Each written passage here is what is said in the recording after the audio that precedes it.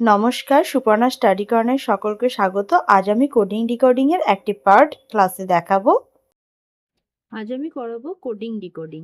তো coding decoding শিখতে গেলে প্রথমে কিছু জিনিস জেনে রাখাটা দরকার।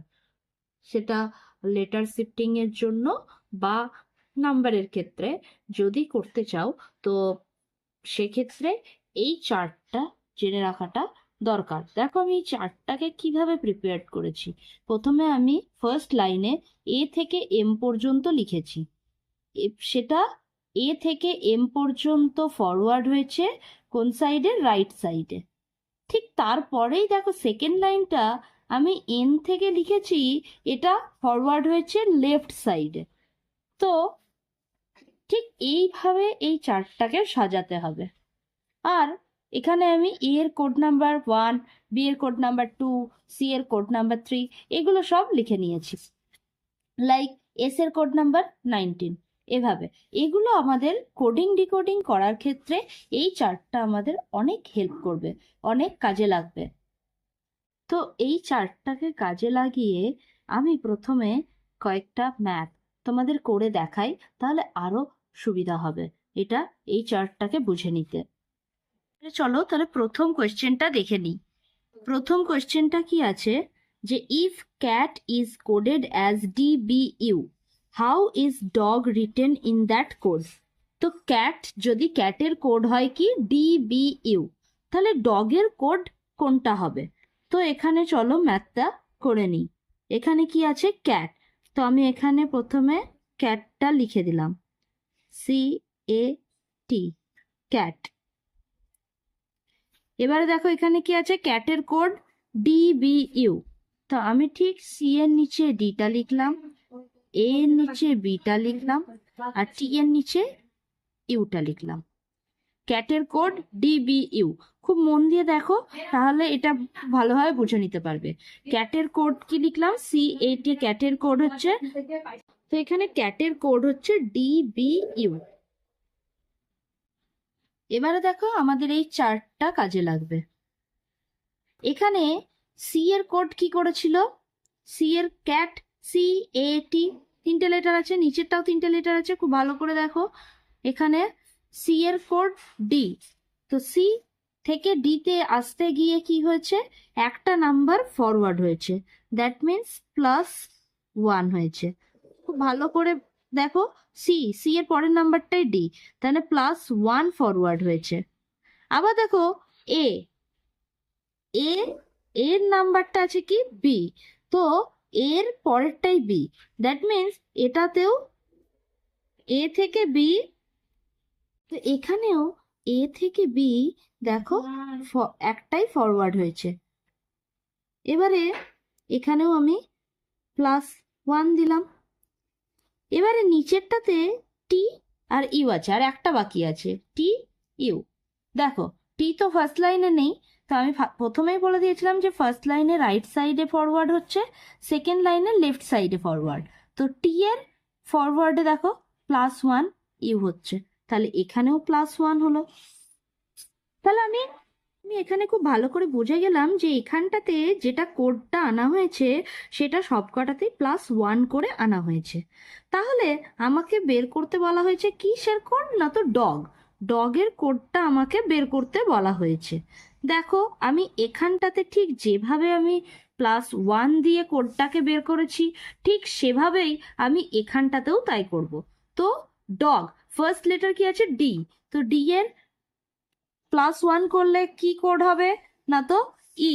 তো এখানটাতে কি লিখলাম? ই। তারপরে কি আছে? ও।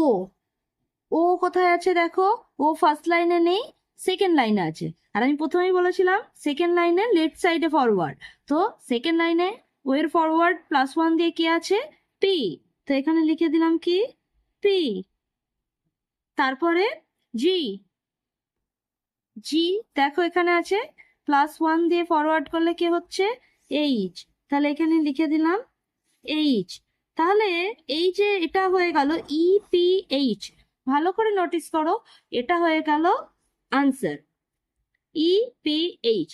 এইটা ঠিক যেভাবে আমি বের করলাম +1 ফরওয়ার্ড করে, এটাও ঠিক সেইভাবেই আমি বের করলাম +1 ফরওয়ার্ড করে। তাই আমাকে প্রথমটাকে আগে বের করে দেখে নিতে হবে যে কোন প্রসেসে হয়েছে, দেন সেকেন্ডটা অ্যান্সারটা এভাবে বেরিয়ে এলো। আমরা চলে এলাম নেক্সট ম্যাথে। কি আছে? If fish is written as EHRG, how is bear written? তো খুব ভালো করে দেখো এখানে কি লেখা আছে, ফিস। ফিসের কোড কি দিয়েছে? EHRG। তাহলে আমি প্রথমে সেটাই লিখবো, FI। একটু আমি গ্যাপ দিয়ে লিখছি তাহলে তোমাদের বুঝতে সুবিধা হবে, ওই কারণে আমি গ্যাপ দিয়ে লিখছি। তো ফিস লিখলাম। এবারে এর কোডটা দিয়েছে কি? EHRG। লিখলাম EHRG, এটা লিখলাম। তো এবারে দেখো এই লেটারগুলোকে খুব ভালো করে নোটিস করো। এই আগের নাম্বারটাতে, আগের ম্যাথটাতে কি ছিল? ফরওয়ার্ড করেছিল। বাট এটাতে কি আছে? এফ আছে, এফ এর কোড দিয়েছে ই, তার মানে এটাতে কি হয়েছে? ব্যাকওয়ার্ড হয়েছে। That means -1। এটা ফরওয়ার্ড হয়নি, ফরওয়ার্ড হয়েছিল বলে ওটা +1 ছিল আগের ম্যাথটাতে। আগের ম্যাথটা ভালো করে নোটিস করো আর এই ম্যাথটা নোটিস করো। দেখো এটাতে -1 এই কারণেই হচ্ছে, কেন কি এখানে ব্যাকওয়ার্ড হচ্ছে। আবার এখানেও তাই, আই থেকে এইচ আসছে, দ্যাট মিনস ব্যাকওয়ার্ড। এটাও দেখো এস থেকে আর -1 হচ্ছে। হ্যাঁ, এটা যদি আবার 2-3টে লেটার ব্যাকওয়ার্ড থাকতো তখন এখানে -1 এর জায়গায় যদি 3টে লেটার ব্যাকওয়ার্ডে থাকতো তাহলে সেটা -3 হতো, যদি দুটো থাকতো তাহলে -2 হতো, এভাবে। যেহেতু এখানে একটা করেই আছে তার জন্য এখানে -1 থাকছে। আবার এখানে এইচটাও তাই, দেখো -1 হলো, বা একটা ব্যাকওয়ার্ডে গেছে। তাহলে এইখানকার ফর্মুলাটা বা এই ম্যাথটা ঠিক কিভাবে এসেছে, এই কোডটা, সেটা আমরা খুব ভালো মতো বুঝে গেলাম। এবারে এই প্রসেসেই আমাকে এই বিআর এর কোডটা বের করতে হবে। তো বিআর এর কোড বের করার জন্য আমি এখানে লিখে দিচ্ছি BEAR, বিআর, এটা লিখে নিলাম।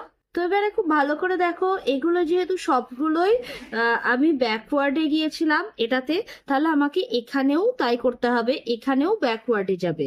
তো বি এর থেকে আমি প্লাস করছি, এখানে -1 করলে এটা হয়ে যাবে কি হবে না, তো এ। দেখো আমার বি এর ব্যাকওয়ার্ডে গেলে কি হচ্ছে? এ হচ্ছে। ঠিক সেরকম ভাবে ই এর ব্যাকওয়ার্ডে গেলে কি হবে? ডি। এবার এর ব্যাকওয়ার্ডে তাহলে কি হবে? এটা কোয়েশ্চেন আসতে পারে যে এর ব্যাকওয়ার্ডে তাহলে কি হবে, এর আগে তো কিছুই নেই। না, এর আগে যখন কিছু নেই তখন আবার ওই লেটারের একদম লাস্ট লেটারটা আসবে, অর্থাৎ জেড। এখানে কি আসবে? জেড। আর এর ব্যাকওয়ার্ডে কি হবে? কিউ। তাহলে এটা হয়ে গেল আনসার, ADZQ। এবার 3 এর। তো 3 এর কোশ্চেনটা কি আছে দেখো, in a certain code tech is written as VCMG, অর্থাৎ টেকের কোড হচ্ছে VCMG। How is earn written? টেকের কোড যদি VCMG হয় তাহলে আর্নের কোড কি? তো চলো পেনটা নিয়ে নিলাম। এবারে দেখো এখানে কি আছে? টেক। তো আমি প্রথমে লিখে দিলাম TAKE, একটু স্পেস দিয়ে দিয়ে লিখি যাতে বুঝতে সুবিধা হয়। তো এখানে দেখো ফার্স্ট লেটার কি আছে? টি, আর এখানে ফার্স্ট লেটার কি আছে? ভি। তো খুব ভালো করে দেখলে দেখা যাবে যে এখানে স্কিপ হয়েছে দুটো লেটার। লাইক কি হয়েছে না, তো ইউ তারপরে ভি। তাহলে দেখো এখানে ভি লিখলাম, তাহলে এটা হয়ে গেল +2। ঠিক তেমন ভাবে এখানে আছে এ আর এখানে আছে সি। তো এটাও সি যেহেতু আছে, এখানেও তাই +2, এখানেও তাই। এখানে কি আছে? এম, তাহলে এটাও +2। আবার এখানে আছে জি। সবগুলোই যেহেতু +2 এ ফরওয়ার্ড হয়েছে সেহেতু টেকটা ঠিক যেভাবে করলাম আমি আর্নটাও সেভাবেই করব। তাহলে এখানে কি লিখলাম, ARN, আর্ন। এবারে এটাতেও +2 করে করব। তো থাকলে এখানটাতে +2 দিয়ে কি হবে, GAC, আর আরেকটা কি হবে, T, আর এটা কি হবে, P। তো আনসার হয়ে গেল GCTP। এবারে চলে এলাম আমরা 4 নাম্বার কোয়েশ্চেনে। দেখো কি আছে, if Delhi is coded as EDMGJ, how is Nepal coded? তো এবার এটা এটা কিভাবে এসেছে, তো প্রথমে আগে লিখে দিই DELHI। আমি একটু স্পেস করে করে লিখছি, কেন কি এটা বোঝার ক্ষেত্রে সুবিধা হবে। তো এইভাবে করতে করতে প্র্যাকটিস করলে, যত প্র্যাকটিস করবে তত স্পিড বাড়বে, ফলে আরো স্পিডে লিখতে পারবে। তো কি আছে, রেলি EDMGJ, EDMGJ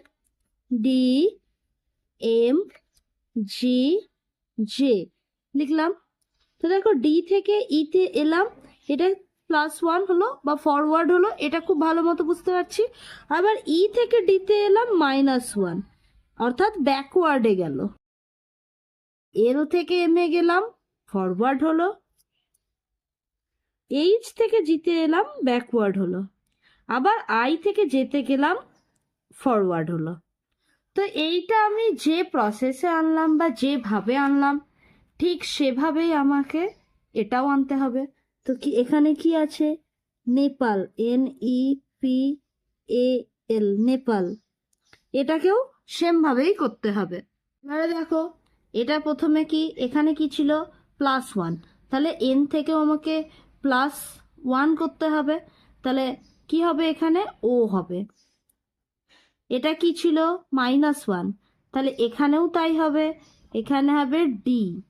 তারপরেরটা কি ছিল, +1, তাহলে এখানে কি হবে, কিউ। তারপরেরটা কি, -1, এখানে যেহেতু এ আছে, এখানে -1 করলে বা ব্যাকওয়ার্ডে গেলে এটা হবে জেড। এবার কি আছে, এল, এটা কি হবে, +1, তাহলে এখানে হবে কি, এম। তাহলে এটার অ্যান্সার হয়ে গেল এটা। মানে এভাবেও হতে পারে, কোনোটা ফরওয়ার্ড, কোনোটা ব্যাকওয়ার্ড, কোনোটা ফরওয়ার্ড ব্যাকওয়ার্ড একসঙ্গে। তো এইটা একটা টাইপস গেল কোডিং ডিকোডিং এর বেশ কয়েকটা টাইপ হয়। তো আমি এক একটা পার্টে ভিডিওগুলো নিয়ে আসবো, তোমরা সেই পার্টগুলো দেখে নিতে পারো। প্রত্যেকটা পার্ট দেখে নিলে আশা করি কোডিং ডিকোডিং খুবই ইজি হয়ে যাবে। তো আজকের ভিডিওটা কেমন লাগলো অবশ্যই জানিও। চ্যানেলে নতুন হলে সাবস্ক্রাইব করে পাশে থেকো।